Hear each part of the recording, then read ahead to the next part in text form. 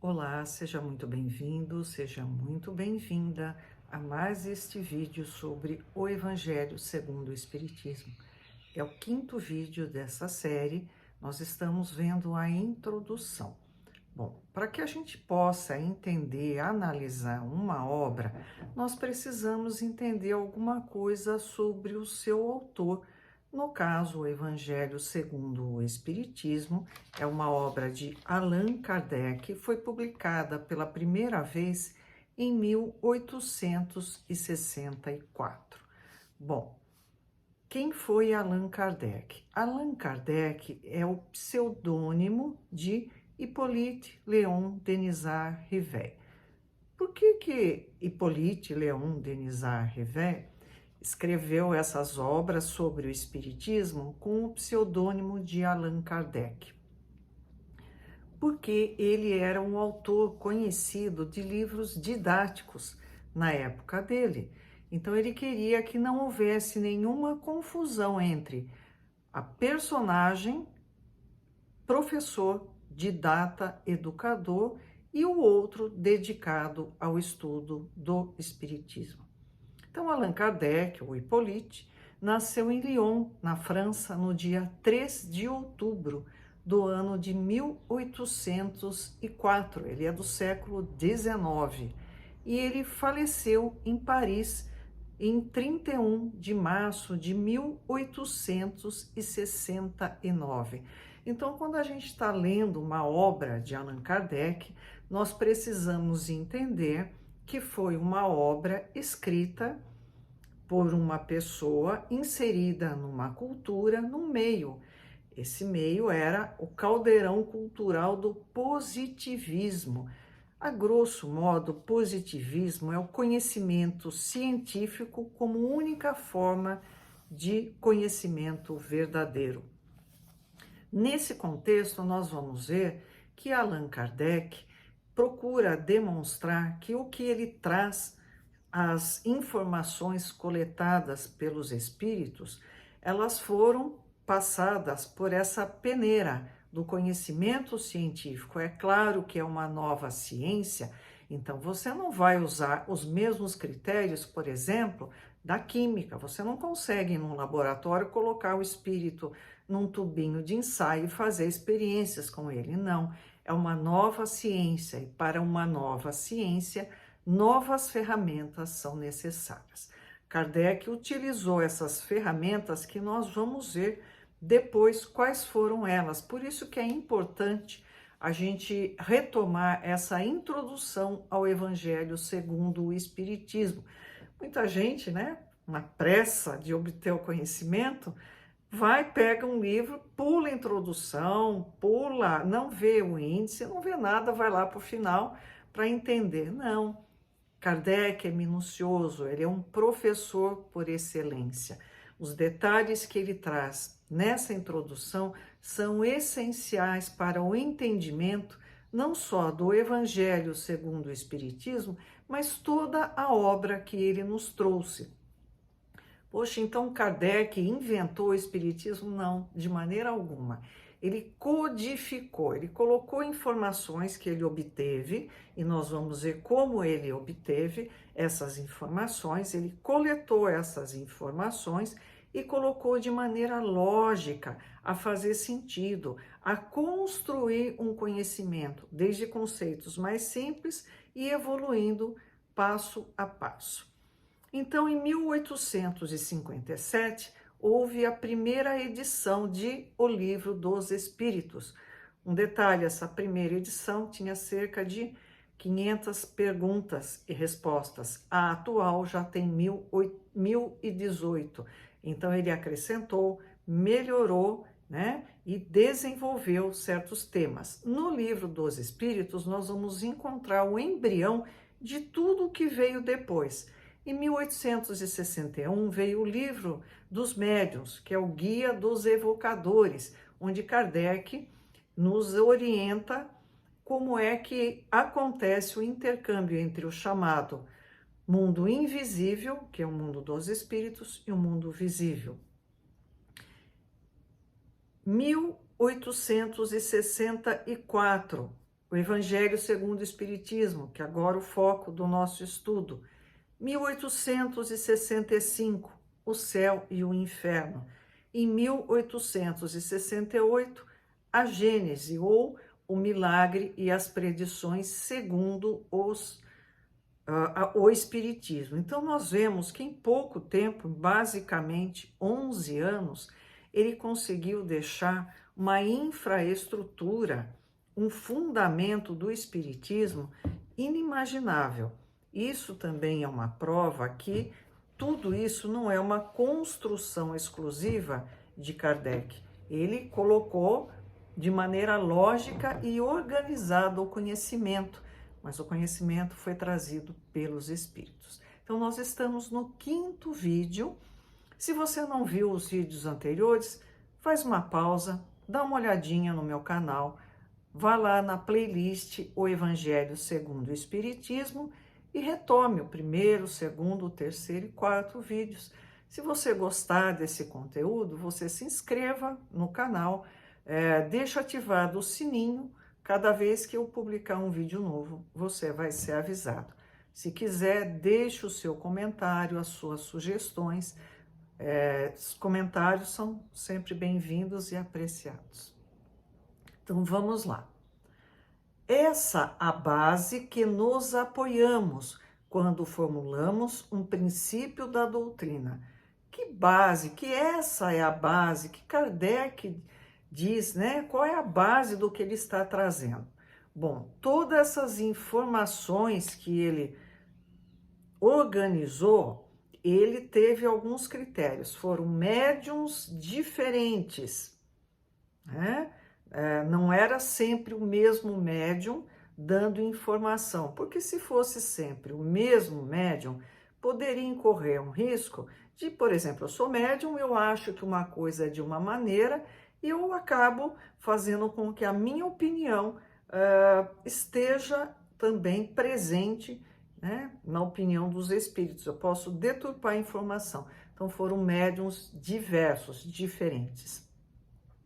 Os espíritos que trouxeram essas informações também foram diversos. Kardec não se fiou na palavra de uma pessoa só, e ele vai explicar por quê. E também vieram de locais diferentes. Naquela época não existia, né, a comunicação tão fácil, tão ampla como hoje em dia. Era tudo através de cartas, e Kardec se correspondia com um número gigantesco de médiums, de comunidades que estudavam esse fenômeno, e daí ele obteve essas informações. Então vamos retomar. Essa a base em que nos apoiamos quando formulamos um princípio da doutrina. Não é porque esteja de acordo com as nossas ideias que o temos por verdadeiro. Então, ao contrário do que se faz hoje, né, eu não vou me fiar, me basear apenas em pessoas que pensam igual a mim. Hoje em dia, com a internet, com as redes sociais, nós somos levados, inclusive, a ter contato apenas com pessoas que pensam da mesma maneira que nós. Naquela época, não. Kardec diz assim, né? Não é porque esteja de acordo com as nossas ideias que o temos por verdadeiro. Então, o que é verdade não é só o que eu concordo, a verdade está muito além disso. Não nos arvoramos absolutamente em árbitro supremo da verdade, e a ninguém dizemos, crede em tal coisa, porque somos nós que vô-lo dizemos. Bom, Allan Kardec recebeu o epíteto de o bom senso encarnado. Ele era uma pessoa extremamente equilibrada, bem informada, ele tinha uma formação cultural sólida, um professor de renome e o equilíbrio em pessoa. Ele diz assim, não sou eu que sou o dono da verdade, então se eu digo alguma coisa, eu vou dizer, olha, acredite que sou eu que estou falando, não é dessa maneira. A nossa opinião não passa aos nossos próprios olhos de uma opinião pessoal, que pode ser verdadeira ou falsa, visto não nos considerarmos mais infalível do que qualquer outro. Também não é porque um princípio nos foi ensinado que, para nós, ele exprime a verdade, mas porque recebeu a sanção da concordância. Olha que equilíbrio, que ponderação. Ele diz assim, ó, não é minha opinião, eu não estou aqui para falar, só repetir o que pessoas que pensam parecido comigo estão dizendo. Eu estou vendo o que há de concordância, de uniforme entre os ensinamentos que os espíritos trazem. Na posição em que nos encontramos, a receber comunicações de perto de 1000 centros espíritas sérios, eu li certo, 1000 centros espíritas, mais ou menos, né? Um pouquinho mais, um pouquinho menos. Ele não conversou com 2 ou 3, não obteve informações, mensagens de espíritos através de 1 ou 2 pessoas. 1000 centros espíritas, disseminados pelos mais diversos pontos da Terra, achamos-nos em condições de observar sobre que princípio se estabelece a concordância. Então ele pega, né? Por exemplo, ele fala sobre Deus. Aí ele coleta informações, essas comunicações que diziam respeito a Deus. E ele via o que era comum a uma grande parte delas. Poxa, se todos os espíritos estão dizendo isso, a chance disso ser verdadeiro é muito grande. De repente aparece um lá que fala uma coisa completamente diferente, a chance de um estar certo e 999 errados é muito pequena. Então ele obteve dessa maneira o conhecimento. Essa observação é que nos tem guiado até hoje e é a que nos guiará em novos campos que o Espiritismo terá de explorar. Além de ele fazer tudo isso, ele era um visionário, ele sabia que o Espiritismo estava no seu embrião, no início do conhecimento. Muita coisa ainda ia chegar, mas isso tinha que guiar. Além de tudo, ele dizia que era preferível rejeitar 99 verdades do que aceitar uma única mentira. Por isso que ele era o bom senso encarnado. Porque, estudando atentamente as comunicações vindas tanto da França como do estrangeiro, reconhecemos pela natureza toda especial das revelações que ele tende a entrar por um novo caminho e que lhe chegou o momento de dar um passo para diante. Então, ele já dizia naquela época que o Espiritismo iria muito mais longe. Por quê? Você não vai ensinar, eu uso sempre esse exemplo, para um aluno que está no início da matemática, aprendendo tabuada, você não vai querer que ele absorva o conceito de logaritmo, de equação exponencial. Então, o que acontece? Nós, como seres humanos, precisamos evoluir. O conhecimento ele é construído passo a passo. Então, o conhecimento do Espiritismo vai sendo construído ao longo do tempo. Por quê? Porque o Espiritismo, as informações do mundo espiritual vão se modificando? Não, porque vai se modificando a nossa capacidade de compreensão e interpretação. Essas revelações, feitas muitas vezes com palavras veladas, hão frequentemente passado despercebidas a muitos dos que as obtiveram. Então está tudo na entrelinha, né? O fundamento já está presente. Outros julgaram-se os únicos a possuí-las. Não teve gente que falou, olha, eu estou sabendo tal coisa, só eu sei. Não, não é assim. Tomadas insuladamente, ou seja, isoladamente, elas para nós nenhum valor teriam. Somente a coincidência lhes imprime gravidade.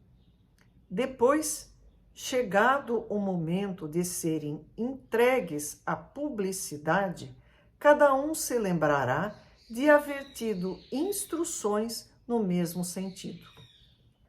Nós vemos isso na Revista Espírita. É uma recomendação de leitura. Se você entrar no site da FEB, Federação Espírita Brasileira, está lá para download gratuito.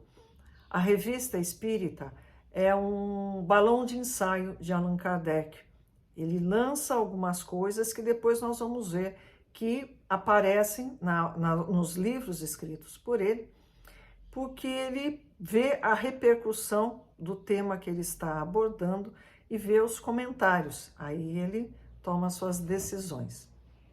Esse movimento geral que observamos e estudamos com a assistência dos nossos guias espirituais é que nos auxilia a julgar da oportunidade de fazermos ou não alguma coisa.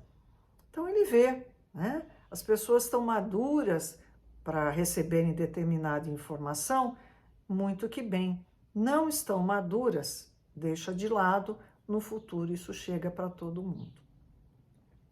Essa verificação universal constitui uma garantia para a unidade futura do Espiritismo e anulará todas as teorias contraditórias.